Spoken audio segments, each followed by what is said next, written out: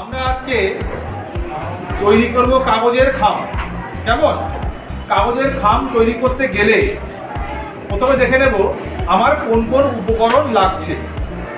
দেখো, আমরা চলে আসি টেবিলে।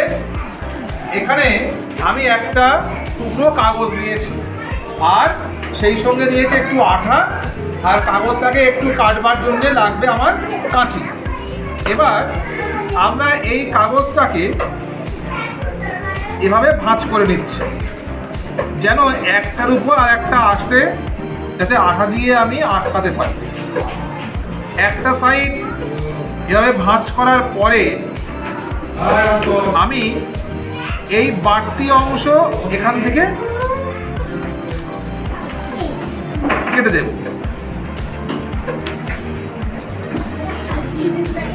দেখো,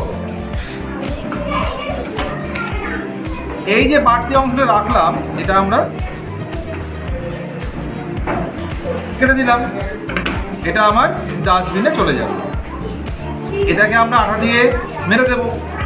তারপরে এদিকেও একই রকম করেছি, কিন্তু একটু দেখো বড় করেছি।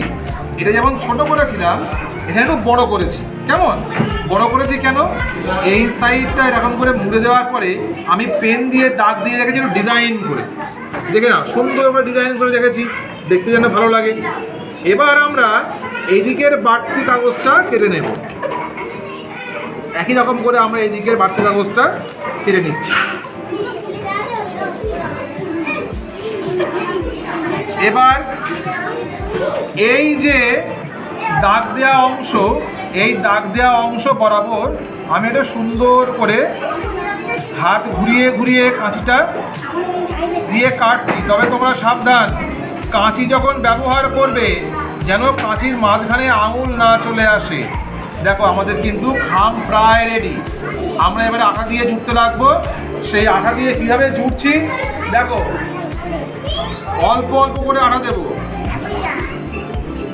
দিয়ে দিলাম। এটা আমার জোড়া হয়ে গেল। এইখানে একটু আঠা দিলাম, আমাদের খাম রেডি। আমরা কিন্তু এখন এদিকে আঠা দেবো না কেন?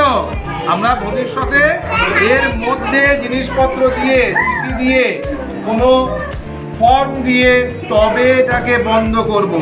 কেমন? তাহলে আমরা আজকে একদম সহজে এক টুকরো কাগজ দিয়ে খাম তৈরি করা শিখে নিলাম।